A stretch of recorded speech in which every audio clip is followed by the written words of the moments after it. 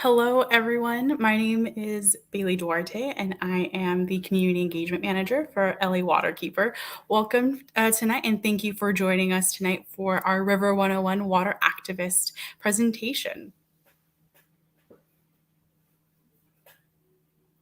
So we're going to go ahead and get started. Today, we will be taking River 101 and learning about the LA River.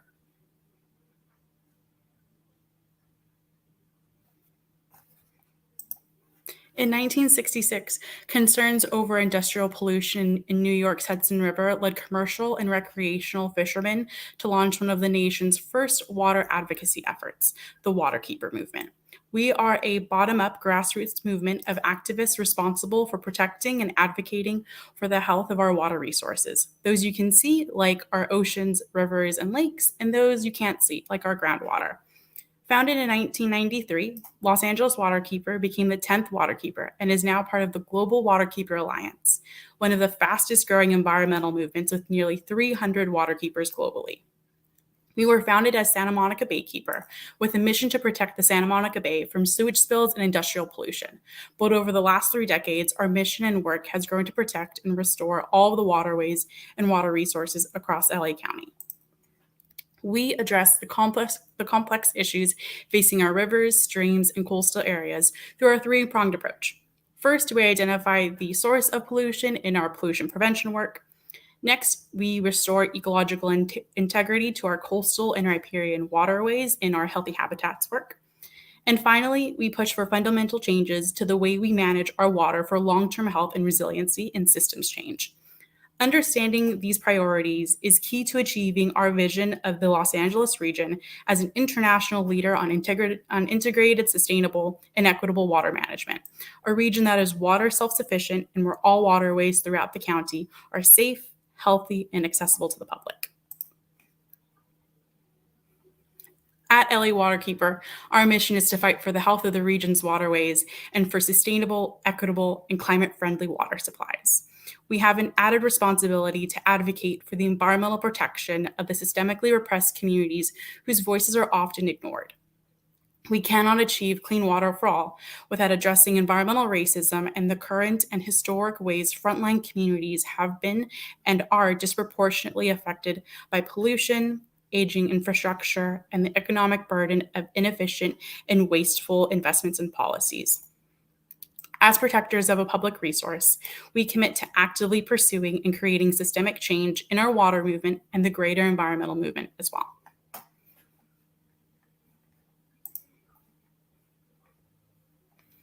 The star of tonight's show and of our curriculum is the LA River. The LA River traverses 51 miles from its headwater in the San Gabriel and San Fernando Valley before ultimately discharging into the Pacific Ocean. Originally, prior to human engineering, the Los Angeles River would meander and change its path to the Pacific Ocean, causing intense flooding and damage. In fact, the LA River has routinely flooded, but as people developed permanent structures in the river's floodplain as early as 1815 with the original Pueblo de Los Angeles, the river's natural variable hydrology became more dangerous to communities. Following several devastating flooding events in the early 20th century, without consideration to the effects on the river's ecosystem, the U.S. Army Corps of Engineers spent 40 years and billions of dollars channelizing the vast majority of the river to protect residents in the river's floodplains. 278 miles of river and tributaries have been retrofitted, over 300 bridges were built, and streets and sewers have been connected to drains along the river, designed to quickly capture and move rainfall away from the surrounding streets.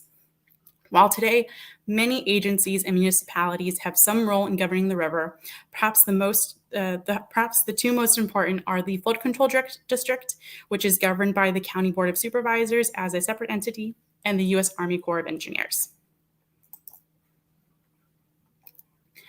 When the Los Angeles River was channelized, it tackled the issue of flood control, but it also transformed the river from a living ecosystem into a massive drainage channel that today acts as a superhighway for pollution. There is hardly any remaining riparian ecosystem left, except for some vegetation and stretches that still have natural river bottoms due to high groundwater tables, making concrete bottoms infeasible in these areas.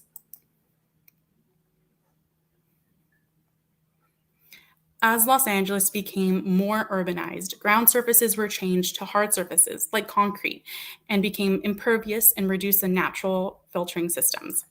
When LA was developed, untold billions were spent to pave everything, take out massive amounts of nature, and build within the floodplains, which contributed to dangerous flooding events. This shift from natural ground cover to impervious surfaces and the associated uses that come with it, like commercial and industrial activities, added pollution to our waterways and reduced our ability to naturally restore our groundwater aquifers. Natural ground cover can infiltrate rainwater. Tree roots can also take up massive amounts of rainwater, and wetlands slow and filter the water. But our response to flooding was to spend billions to put in more concrete, a massive storm drain system, and channelize all of our waterways. It's estimated that we've lost 90% of our wetlands due to overdevelopment, and the number one source of water pollution in LA is runoff. This legacy of overdevelopment and industry has hampered natural infiltration processes, polluted our groundwater and source water, and now we spend billions more to clean up these polluted waterways. When we talk about stormwater runoff, it is integral to understand what a watershed is. So, what is a watershed? Imagine you have a 3D map like we have here, and imagine you pick a single point on this map next to one of the water bodies, maybe one of the creeks up by the mountains. The watershed of that creek would include all of the land that funnels water into that creek and at that point. A creek would have a smaller watershed than the river it flows into. In the case of the LA River, there is a huge area of land that funnels water into it, and it would encompass all of the watersheds and each of the tributaries and creeks that flow into it. When it rains, all of the pollutants that are within that watershed, and especially on the hardscape, are carried with the rain that runs off across the landscape and is then funneled into the LA River and ultimately into the Pacific Ocean.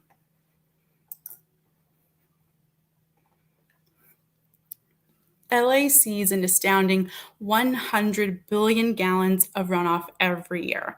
This is a toxic sludge of trash, herbicides, pesticides, oils, grease, and plastic, and even more flows into our storm drain system every day. On a dry day, when there isn't any rain, approximately 100 million gallons flow into our storm drain system in LA County. And during a storm, that amount grossly increases by nearly 5 to 10 billion gallons or more of water, much of which enters our LA River and its tributaries and makes its way totally untreated into our oceans. Overall, that equates to 100 billion gallons of runoff every year, which not only puts our environment in danger, but also our local communities and those who recreate in our beaches.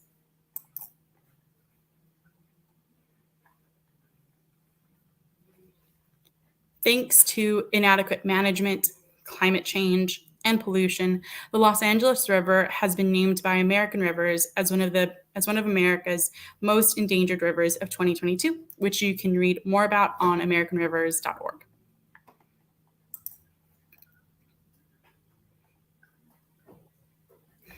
And now that we've learned some history of the LA River and understand some of its current challenges, let's discuss the future of the LA River.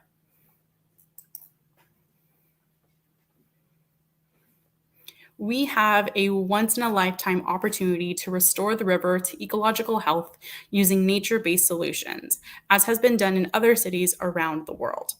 Imagine a beautiful living river running through Los Angeles. If done correctly, this could manage floods while offering multiple benefits to surrounding communities. A natural, flourishing river would allow rainwater to infiltrate down into our aquifers and increase our local water supply, provide much needed green space and health benefits to communities with few parks, and buffer against flooding, absorb carbon, mitigate heat, and create a more climate resilient LA.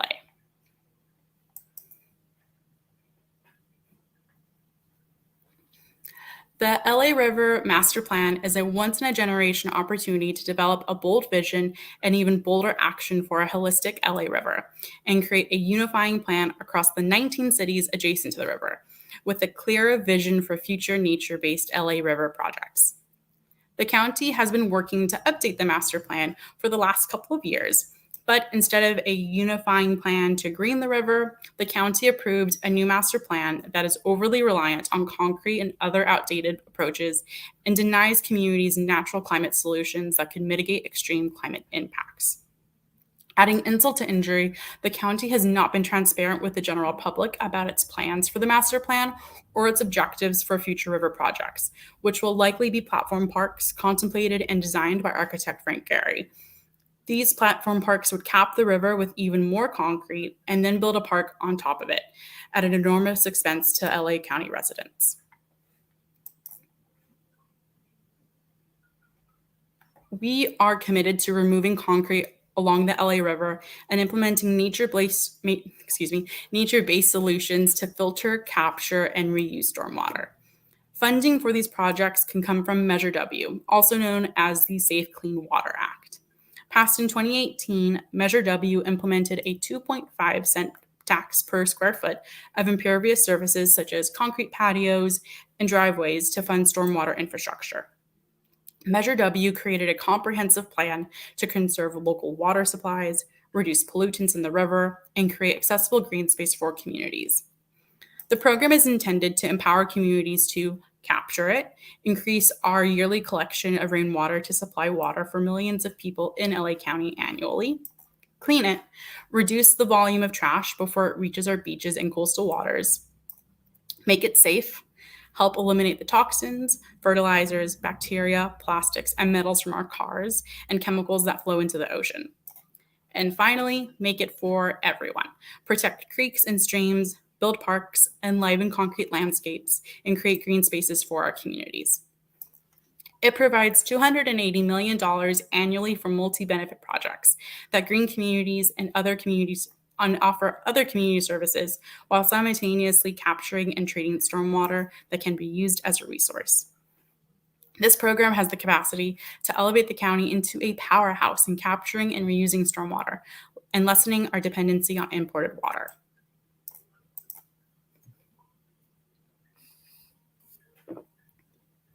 One way to increase local water supply is by recycling water through reclamation plants. But water discharge from these plants makes up most of the flow of the LA River. Completely stopping water discharge could negatively impact habitats that have adapted to this flow. The cities of Los Angeles, Glendale, and Burbank are all embarking on significant wastewater recycling projects that would reduce the flow of water into the river. If these projects are done in a piecemeal fashion without proper planning from a holistic perspective, there might not be much water left for our river as habitat for our animals and plants. LA Waterkeeper supports recycling water, but a balance must be found. This means that decisions must be accompanied by a full environmental review, understanding of the impacts, and establishment of a minimum flow backed by science to protect existing habitats in the LA River.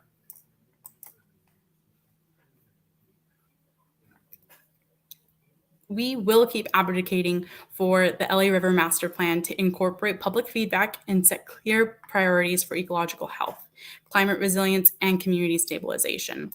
We are collaborating with our partners to find ways to naturalize certain sections of the LA River, and we hope to explore joint governance solutions for the LA River that prioritizes Indigenous and community representation. So how can you help tonight after learning all that there is about the LA River? There are so many ways that you can help.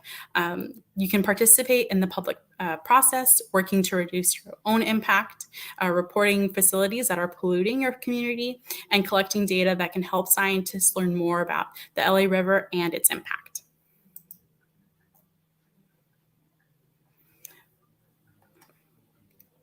And we have some more concrete ways listed above, like don't dump your trash or other pollutants in storm drains, to download the iNaturalist app, and to volunteer, of course, with LA Waterkeeper. You can also join our RAFT team or our River Assessment Field team to help collect data that can help inform decisions about the future LA River restoration. Participants will receive scientific training and tools to monitor water and habitat quality and evaluate biological indicators. This data is crucial for long-term efforts to restore the river to health.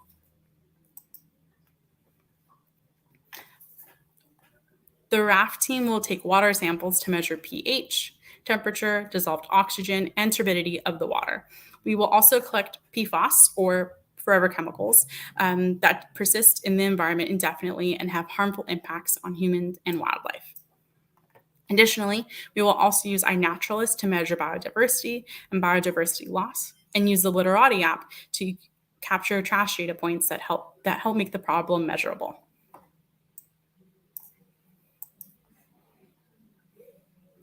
I want to thank you all for joining us tonight, and joining LA Waterkeeper and becoming a water activist. And thank you for your time tonight.